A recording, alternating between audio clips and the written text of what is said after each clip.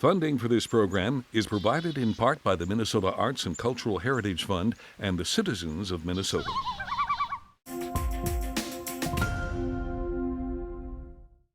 Coming up next, Off 90.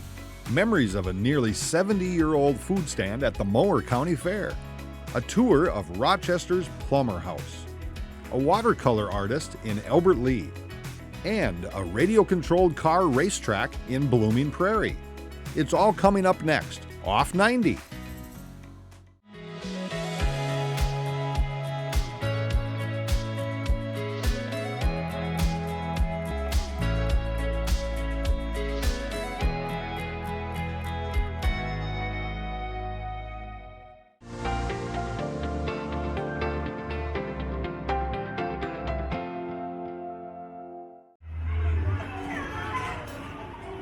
I'm Barb Granholm, and I'm owner of Herb Murls out here at the Mower County Fair. 69 years ago, they started out with a popcorn stand down the line by where the Carol Plager building is. And then this stand became available to rent, so my dad rented this. In 1960 sometime, they tore the old building down, and my dad and my two uncles rebuilt this stand that we have here now. So then we had both stands for a while, the popcorn and Herb Murls. And then eventually my dad built a new popcorn stand and had that for a few years, and then sold that and just had the Herb Murls. And then eventually the guy who had the Wonder Bar stands across from us, he retired, so my dad took over the Wonder Bar stand. I'm John Mueller, and I'm a former Mower County Fair Board member. So I grew up just south of the fairgrounds, and I used to ride my bicycle to the Mower County Fair every day. And I came up here because I always wanted to live on a farm, but didn't quite get to do that. So I came up here and helped a gentleman milk his cows during Fair Week. And part of coming up here and milking cows, my treat was to get a Wonder Bar from Herb Murls. Just about every day, I guess I got one. Literally is a favorite of every kid. You know, get them their hand dipped, and you would get it rolled in the peanuts, and boy, you just see a lot of them walking around the grounds being eaten. That probably has always been my favorite part of Herb Murls. So and then as we got older, my mother always said, when you're 12 and you can make change, you can come to work. Thank you. Have a good day now. That's Herb Murl. Yep. And then here's the menu. Years ago, we had the hamburgers, we had potato chips, we had pies, we had rolls and donuts, pop, which was in a bottle in a cooler that you slid the bottle out at the end to get the bottle out. And they were all returnable bottles. And pies were homemade. Got rid of some of the others, and we got the fries, and we got the onion rings, and we got cheese curds, and corn dogs, hot dogs, and the Wonder Bars, of course. One without nuts. Oh, it's been great. We've met a lot of nice people. Kids growing up with 4-H and that, and now they now have kids in 4-H. Been showing at the Mower County Fair since 1951. John Grass lived down at Leroy 72 years ago. I've been coming for 72 years to the Mower County Fair. Herb Murl, well, they started in 1954, so I remember them from then. This is our main place to eat, plus the 4-H building was the two places where the fair people that are exhibiting. And then it says in what they had told me that they didn't build this stand until a little later. It was a small one at first, and then eventually they put in this bigger one. Been here showing at the fair, and we've always had lunch over here and stuff like that, so got to know them personally. Boys appreciated that about them. They've kept the business in the family for all these years. They haven't had to deviate from what they're doing, because what they were doing was good and successful. Such a friendly family. They always, just more generations, just kept on taking it over for the older folks. And It's been fantastic working with family. I can't thank them enough. They've been wonderful. You need anything, they'll do it for you. Been exciting to be part of it and how the fair is growing. Most of these buildings weren't here in 51. They've been replaced, burnt down, or whatever. They have been such a mainstay of the Mower County Fair as things change. But the thing that has stayed the same mainly is Herb Murls. You know, they were always the steady. Meeting new people, seeing the same ones come back year after year, and the kids that have been in 4-H and grown up, and it's just been a great ride. I'd like to thank them for the service they have given to Mower County exhibitors and fairgoers. It's been kind of a tradition that's been here, well, since 1954. A lot of people have stopped and said, we're gonna miss you. And you know, we're gonna miss them too. Yeah, she is. She looks really good. Okay, thank you. Yep. See you later. Bye.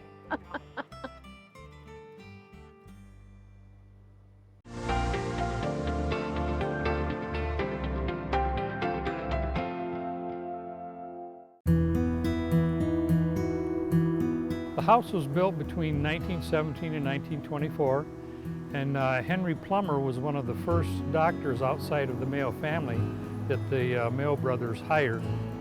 I'm Les Cookman. I'm the resident director of the Plummer House in Rochester, Minnesota. The house has 10 bedrooms and 9 bathrooms. It was built on a quarry. In fact, the house originally was called Quarry Hill, and I've seen cards that say Dr. Henry and Daisy Plummer, Quarry Hill, they had made about the house. The living room is 20 feet by 40 feet, has a wonderful fireplace at one end, and it also at the other end, then it walked right out into the greenhouse. When the family lived here, Daisy loved playing the piano, and they had a baby grand that they played. Sometimes they had 2 baby grands so that Daisy could have duets with some young doctors or nurses from the clinic. She also had what she called a bean pot Sunday night dinner, which was for young nurses and young doctors to she was kind of a matchmaker. The favorite room for both Daisy and Henry was the library. It's lined with books, had a big desk for Henry to work in, which was his original desk. We have a real comfortable chair and ottoman that were original, they've been recovered, had its own fireplace, and so they spent a lot of time there. Then you have the dining room, and they had a large dining room table. Off the dining room, then there was a very nice screen porch they spent quite a bit of time on. Then you went into the butler's pantry, where they prepared a lot of the food, a rather large kitchen with many cupboards and stored a lot of dishes. Then you take a nice grand stairway up to the second level, where you have 2 guest bedrooms that were right at the top of the steps. And then down a little bit farther on the front side of the house was their master bedroom. Across from the master bedroom was their daughter's bedroom at that time. The next bedroom was Robert, their son's bedroom. Off of that, there was a quarters that was used by the maid. She had her own private quarters with her own bathroom, her own bedroom, and you could lock it off from everything. On top of that, then on top of the second level, then there's a beautiful ballroom, and they entertained a lot. They had a special place for extra chairs and tables, and they were wonderful to their help. But they had one rule, and that was that the help, when they were coming up to serve food or other things, took the back stairs rather than going up the main stair level. The house is equipped with a dumbwaiter, and there's a room just off the kitchen that is called the butler's pantry. There are a lot of dishes in there. That's where they kept their original dishes. The dumbwaiter then also went up to the second level so that they could, in the back maid's quarters, they had a door where it could be the food and things could be brought up at the second level and then taken to their rooms if they wanted to eat in their rooms. And then the dumbwaiter went all the way to the third level ballroom. Moved into the property, or when they had the property built, what we call a bell and buzzer system. They had intercom in every room, and if you go into the master bedroom, you can still see the board where they push the button and then they would call like you used to just have your earphone, and they could call the servants or whoever. every room had that intercom system. People always ask questions about if there are any secret passageways or things like that. If you go in the master bedroom closet, there's a piece of wood that covers a hole in the floor, and the story is that Henry worried a little bit about Daisy, about them having a break-in and someone stealing Daisy's jewels. So he put them in a bag and he could drop them down into this chute, and then if you went downstairs into the library, you had to take a shelf of books off and it opened up, and that's where the jewels would drop down in behind the wall. We have a beautiful tapestry hanging in the foyer. The family had it in the same spot that we have it today, and there's a lovely portrait painting of Henry that as you take the expansive steps up to the second level, Henry's picture is right on the wall. Now my wife tells me and others that if you look at that picture as you're going up the steps, Henry's eyes will follow you as you go up the steps. Now, I don't know if that's true or not, but she swears that she's seen that before, so we tell people that anyway, just for the fun of it. There's a long mall area, they call it, that ran down to the water tower. We have lots of weddings down that way and lots of weddings in the lower garden. But we've hosted weddings from 15 people to 100 people, and so you can do an intimate wedding or you can do something a bit larger. And wedding and reception can both be held here, and we have a lot of that also.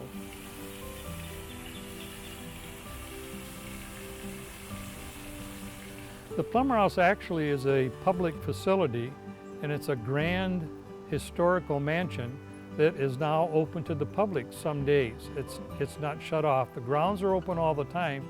So it is I think it's a little gem in the community, and many people don't know that it's a public park.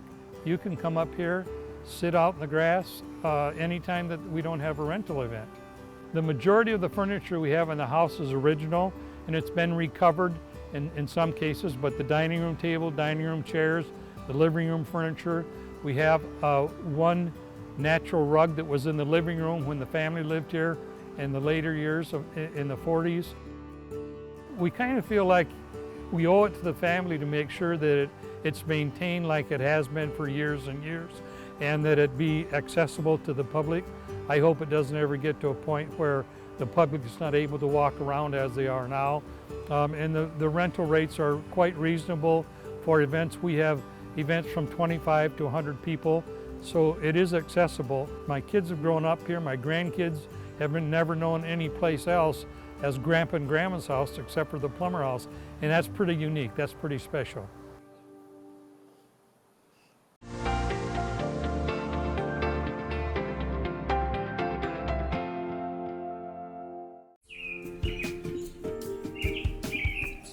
It's still really powerful because I get to paint something that never existed before.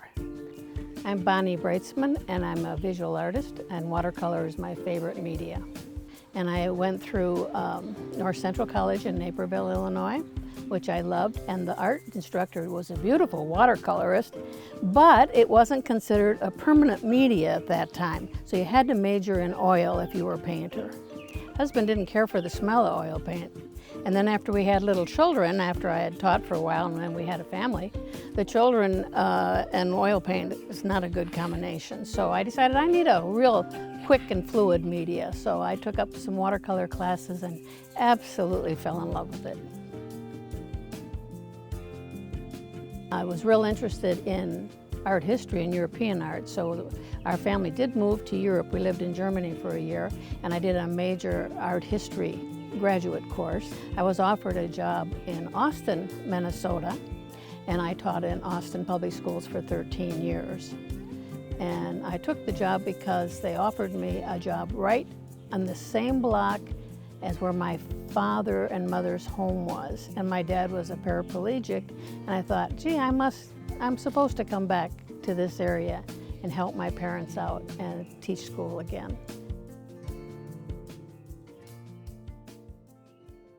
And I taught elementary art at Banfield and absolutely loved it. And by then I had met Carolyn Holman, who's an international artist, and she was encouraging me to quit painting and start painting all over Europe with her and doing international workshops. So it was a wonderful decision. It was kind of an exquisite risk to quit teaching and head out on my own, but I absolutely had the grandest adventure. And I had purchased this home on the lake when I quit teaching in Austin because I wanted to have a working studio. I was taught the color wheel, where you have 3 primary colors, yellow, red, and blue, and they make the 3 secondary colors, orange, green, and violet. But I took another look at it because I was studying the Enneagram. I have a wonderful friend that grew up, Kathy Scheid, in Austin, and she was an Enneagram instructor. She said, you have to know about this because this is all about personalities. There's 9 personalities. And I looked at that Enneagram and it had the same configuration. It had that same primary color, that triangle. It had colors on the side, and there were 9 of them. And I looked at that and I said, what if I took those 9 points and did it with each one with color, each hue? So I did yellow, and then as yellow moved to red, I made a warm color, and as yellow moved towards blue, I made a cooler green color. Well, that makes sense. So then I did the red, and as the red moved to yellow, I got yellow-orange, which is warm, and as that red moved towards the blue, I got purple, so that was a cooler red, a more dynamic red. Then I did the same thing with blue. And when the blue went towards the green, I got blue-green, and when the blue went towards the red, I got red-violet. And each one of those big paintings are full of energy and full of dynamic, and each one has their very own personality.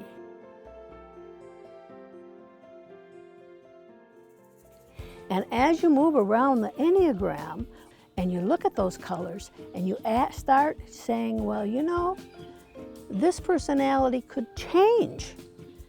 If you would just pay a little more attention to this personality over here, you could be more well-rounded. And that was a real big success because I had all 9 paintings in a circle, like the color wheel, just the way they are. And it just flows. Well, guess what? When something flows, there's no boundaries, there's no fences. Without boundaries and without stopping, I start on a wet piece of paper, I add those really beautiful fresh watercolor pigments on that, and they explode and they move and they mingle. Well, you don't have white in watercolor. The only white you see is always the white of the paper. So it's a really, really special experience because the bottom line is the watercolorist has 2 beautiful things. Water, which births everything, and color has been here even before the earth. The colors have personalities, just like people. And you learn those, and you learn who to put next to each other, who to let mingle, who to keep apart. And your pictures are gloriously clean and pure and radiant. That's what it's about. Color system is the most universal system. Color is one language, one universal language. It really is a wonderful system for people to be involved in to help them enjoy their world and understand their world. Take a risk. Learn to paint and draw or do music or dance. So no matter what else is going on in the world, you can have your own private, personal access to happiness and joy by being an artist. It's a wonderful thing. And I'm very, very grateful that I've been a part of it.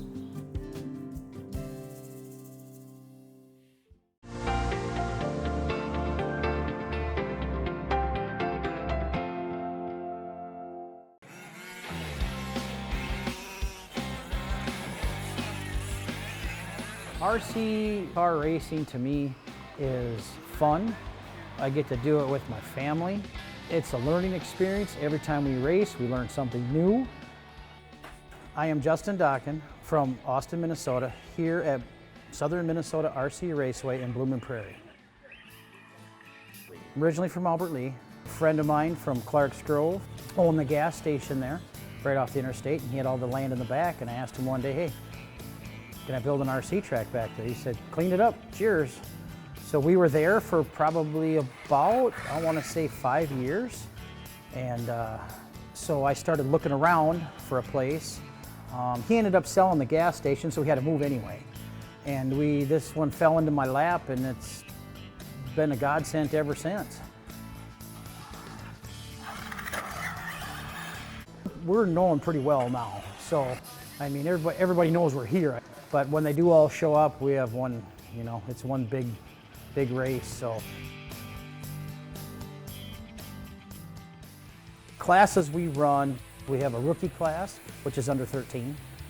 That's basically, you know, I just got my car. I don't even know how to charge my battery type people, kids, you know, stuff. Try to keep the adults away from that class. We got a sportsman class for them.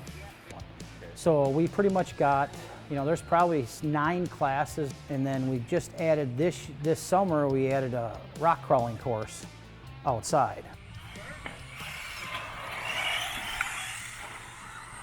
The scales on the cars is the size.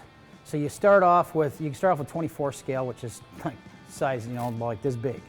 Then you go to there's 12 scale, there's 14th scale, there's 16th scale, there's 10th scale, there's 8th scale, there's 5th scale, and there's quarter scale. All these determines the size of the car. I mean, the quarter scales, you know, are like this. They're like 4 feet long. The 5th scales are a little bit shorter, not much, but they're a little bit shorter. And then we have the 8th scale and the 10th scale stuff is your most common, you know, so that's the difference in the scales. That's really the only difference between them. Now the difference between nitro and electric is you run a battery with one, and you run, it's kind of like, I want to say like diesel fuel, you know, because some people don't know what nitro fuel is. So it's like diesel fuel, it's combustion fuel that runs the nitros. Steve, Jesse, Evan. In the heat races, I'll call your name when I want you to go, because I try to spread everybody out, because you're not racing against you're not racing anybody in a heat race. You're going against yourself on your time. All the timing is done by MyLap's timing system, which is all electronic stuff. So you just fill in the information and it does everything else for you. You just gotta. Now the mains, when the tone goes off, everybody goes. You know, like when you drop the flag or whatever, everybody takes off at the same time. The heats are ran differently just to give everybody more of a chance to, you know, get spread out. So you're not, because if everybody takes off at the same time in a heat race, they're all going to end up in the same corner, and they're all going to end up smashing in the same corner. Now when it's the main, everybody's got it in their head, well, I'm not going to go in there that fast now. I'm already in the main, so let's just get around that first corner, because the first corner is the killer. You know, when everybody's racing to that first corner, y'all start out this wide, but by the time you get down to the end of the track, it's like this wide, so you can't get everybody through there at once. So somebody's going to get short end of the stick. So you just gotta drive, is all you gotta do. Hey, we'll need a volunteer marshal. You want to tell them? What the marshal means is that when you're done racing, you go out on the track and you pick a cone. We got cones set up around the track where you go stand by one, because normally where somebody's going to crash. So if they crash, your job is to flip them over and get them back on the track as quickly as possible. Thank you, sir. Well, at our events, I give out awards. What I mean by awards, it could be trophies, could be plaques. Have giveaways from sponsors, from manufacturers that send me stuff to give away at our events. That's just at our events. On our club racing, we have, it's like a point series through the whole summer. It'll be Wednesday night point series, and there's a Saturday point series. And at the end of the year, we tally up everything, and you place them by that, then they'll get a plaque at the end of the year. This sport has got the biggest age range of any other sport, because anybody can do it.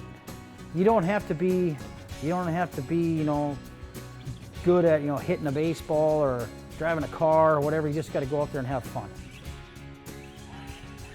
I think what makes this real appealing to a lot of people is that, one, it doesn't cost as much money to get started as people think it does, because some of these cars you can buy them used pretty reasonable.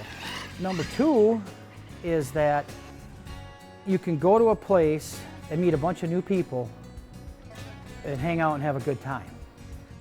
Three, it's a family affair where, you know, not just one can go, that everybody can come. You know, you can come and watch, you can come and try it, you know, and the more we get that show up, it's the more that want to do it. You know, even if they just come and do it once or twice, they can say they did it. It's something affordable, really affordable for a family to get involved in.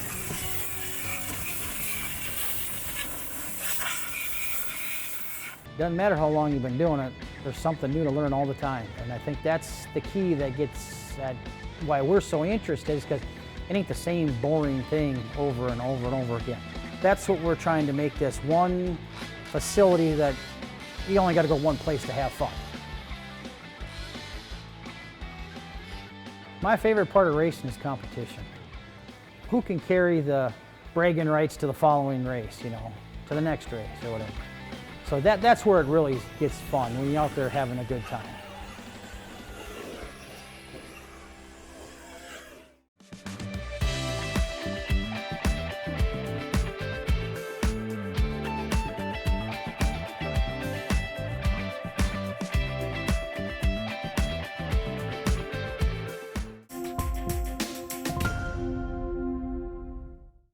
Funding for this program is provided in part by the Minnesota Arts and Cultural Heritage Fund and the citizens of Minnesota.